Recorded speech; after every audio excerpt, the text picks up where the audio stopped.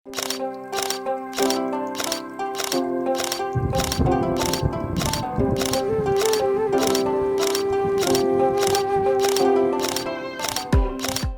तो कैसे हैं आप लोग? बेहतरीन। तो इस वीडियो में मैं आपको लेकर जाने वाला हूं नेपाल दोबारा से। तो मैं जानता हूं आपके दिमाग में क्वेश्चन आ रहा होगा कि नेपाल दोबारा आखिर क्यों। शायद आपके क्यों का जवाब इस इंट्रो वीडियो से मिल जाए इन 3, 2, 1। All I wanted was you. All I wanted was you. Now he's sleeping. All I wanted was you. In my heart now. All I wanted was you.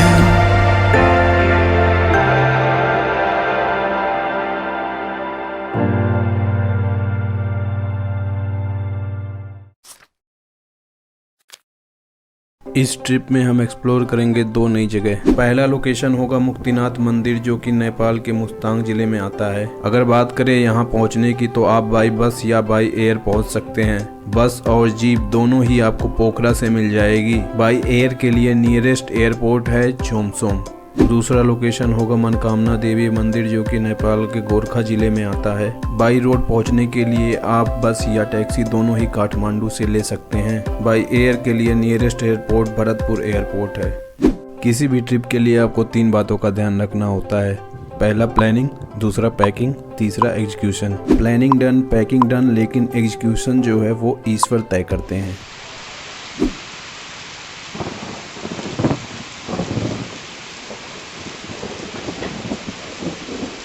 भला इंद्रदेव के सामने किसकी चलने वाली थी, इसलिए अच्छे बच्चों की तरह सारा दिन बारिश के रुकने का इंतजार करके नेक्स्ट डे हम पहुंचते हैं पोखरा।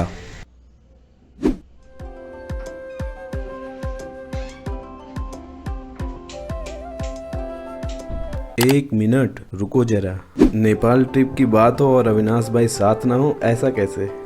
तो फिर से हमारा साथ दे रहे हैं मिस्टर अविनाश पांडे। कहानी में वापस से लौटते हैं। यहाँ पोखरा में स्टे करने के हमारे 2 रीजन हैं। पहला मुक्तिनाथ के लिए जीप की सीट बुकिंग कराना, दूसरा मुक्तिनाथ के लिए नेपाल टूरिज्म से परमिट बनवाना। लेकिन उससे पहले 10 घंटे बारिश और 12 घंटे ट्रैवल के बाद पोखरा पहुँचने पर हम खुद को फीवा लेक जाने से रोक न सके।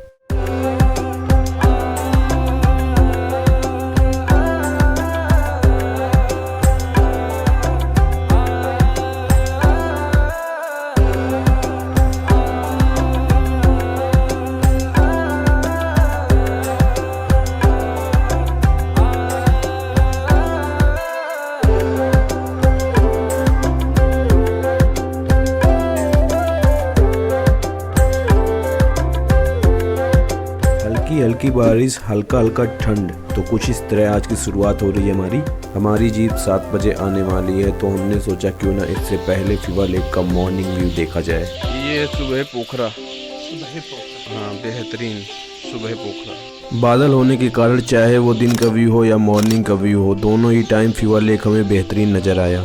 रोड ट्रिप की एक अच्छी बात यह है कि आपको नज़ारे एंजॉय करने का भरपूर मौका मिलता है, इसलिए मंजिल से ज़्यादा सफ़र का मजा लो।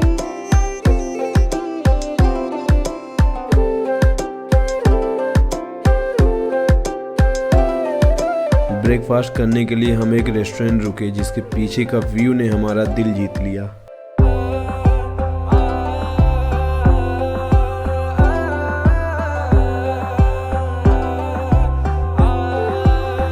बड़ी बड़ी बातें तो कर ली, जैसे रोड ट्रिप पर नज़ारे एंजॉय करना, मंजिल से ज़्यादा सफ़र के मज़े लेना, लेकिन पहाड़ी रास्तों के एक अलग पहलू होते हैं, वो दिखाते हैं आपको।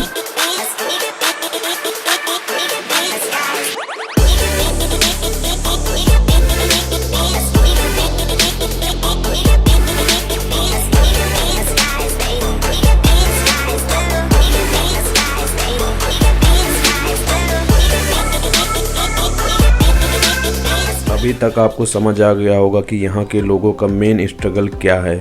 बारिश होने से जगह जगह पर या तो रोड सही किए जा रहे थे या फिर जाम लगे हुए थे। ये है गाड़ी की हालत भाई। समय है लंच का और लंच में है सिंपल सादा भोजन, दाल चावल सब्जी। यहाँ की भाषा में बात किया जाए तो दाल भात तरकारी। बता दूं लंच के बाद कुछ बदला नहीं है, वही रास्ते वही दर्द। तो अभी का सीन ये है कि हम जा रहे हैं मुक्तिनाथ और रास्ते में लैंडस्लाइड हो रखा है, तो काफ़ी लंबी जाम लगी हुई है। इधर भी लंबी जाम है, इधर भी काफ़ी लंबी जाम लगी हुई है। अनिश्चित काल के लिए हम यहाँ पर रुके हुए हैं, लैंडस्लाइड हो चुका है। अविनाश भाई हमारे परेशान ज़्यादा हैं। अनिश्चित काल के लिए ये ब्रेक है लैंडस्लाइड की वजह से। पता नहीं कितना टाइम लगेगा, देखते हैं। इनसे मिलिए, ये हैं बीगी प्रधान और ये भाई साहब हमें इसी ट्रिप पर मिले हैं। जाम के साथ साथ व्यू का भी आनंद लीजिए। लाइव अपडेट ये है कि रास्ता बन रहा है हमारा, काफ़ी दिक्कतों के साथ बन रहा है, लेकिन बन रहा है। हमें यहाँ पे आए 1 घंटा हो गया, लेकिन ये काम जो है सुबह से चल रहा है। ठीक है, ये नया रास्ता बना इतनी दूर का, सब लैंडस्लाइड हो रखा है। और बगल का नज़ारा ये है, लैंडस्लाइड हो गया तो यहाँ जाओगे। लैंडस्लाइड का मेन रीज़न ये है वाटरफॉल। हर 500 मीटर पे कोई ना कोई छोटा बड़ा वाटरफॉल रोड से होते हुए जाता है। बिल्कुल रोड के ऊपर से देख सकते हो, ये रोड है, रोड के ऊपर से जाता है। तो बहुत ही ज़्यादा चांसेस हैं कि यहाँ पे लैंडस्लाइड हो। तकरीबन 7 बजे हम यहाँ से निकल पाए और जोमसुम पहुँचते पहुँचते रात के 11 बज गए थे। जोमसुम पहुंचकर हमने अपना होटल बुक किया और होटल में जाते ही हम सो गए। लेकिन सुबह होकर जो हमने नज़ारे देखे, बेहतरीन।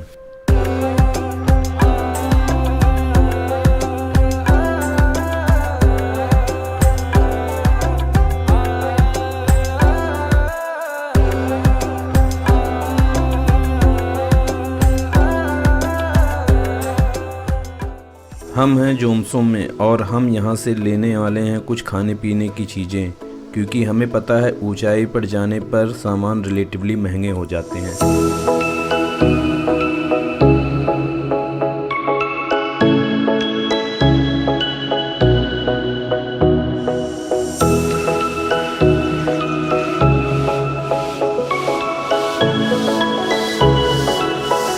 ऐसे तो रास्ते में हमने बहुत से सस्पेंशन ब्रिज देखे, लेकिन ये पहला मौका था जब हम इसका रियल एक्सपीरियंस ले रहे हैं। समय है आपको यहाँ की वादियों से रूबरू कराने का। Time to go for Muktinath.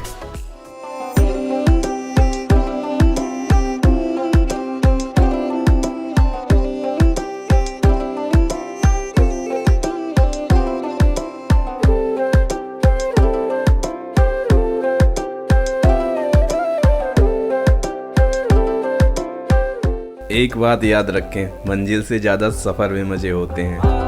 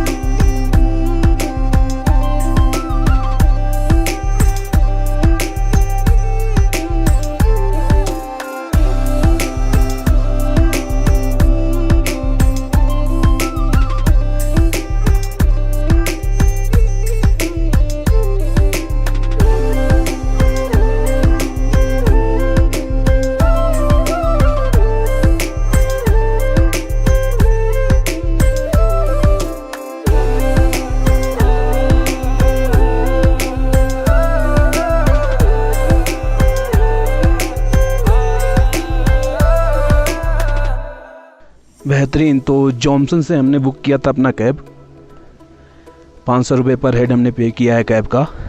और अभी यहाँ से हमें 40 से 45 मिनट का ट्रैक करना है मुक्तिनाथ टेम्पल का। ठीक है, तो ये है अभी का कुछ सीन। दूर कहीं उन पहाड़ों के बीच से हम आए हैं। 40 मिनट का सफ़र, शानदार ब्यूटीफुल सफ़र के बाद हम यहाँ पे आए हैं मुक्तिनाथ। ये है बस स्टैंड कह लो, टैक्सी स्टैंड कह लो। अगर ज़िंदगी में ये नहीं देखा तो कुछ भी नहीं देखा। 10 रुपये की पेप्सी, नेपाल है सेक्सी।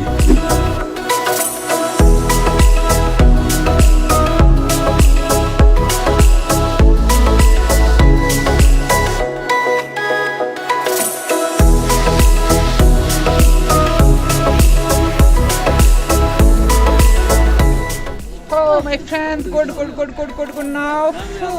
अगर सीढ़ियाँ चढ़ते हुए थक गए हो तो आप बैठकर आराम या नज़ारे का लुत्फ़ उठा सकते हो।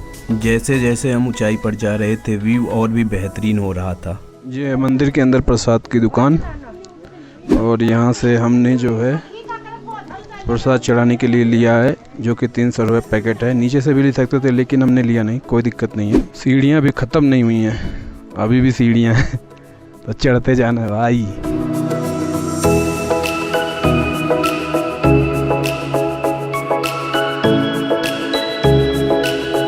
ये है मुक्तिनाथ मंदिर। लोअर मुस्तांग में 3800 मीटर की ऊंचाई पर स्थित भगवान विष्णु का ये ट्रिपल स्टोरी मंदिर है। मंदिर के परिसर में एक स्नान धारा है। इस स्नान धारा में 108 टोटियां नंदी की आकार में हैं, जिनसे झरने का बर्फीली पानी निकलता है। गर्मी हो या हो सर्दी, लोगों की आस्था है कि स्नान धारा से निकलने वाली 108 टोटियों में नहाकर मंदिर के सामने स्थित 2 कुंड में नहाकर ही भगवान के दर्शन करते हैं। वाटरफॉल से कम नहीं है भाई, शानदार है, देख सकते हो। नहाओ जरूर, नहाने से क्या होगा कि आप पवित्र हो जाओगे। ये आधा दूर नहीं, पूरा इसमें अंदर हल्के नहाओ तभी होगे पवित्र। मुक्ति कुंड से स्नान करके अपने सारे पाप मुक्त करते हुए अविनाश भाई क्रेजी एक्सपीरियंस। मुक्तिनाथ का मंदिर नेपाल के 4 धामों में से एक है। इस मंदिर की गिनती 108 देव देशों में की जाती है, जो कि भारत से बाहर स्थित एकमात्र देव देशम है।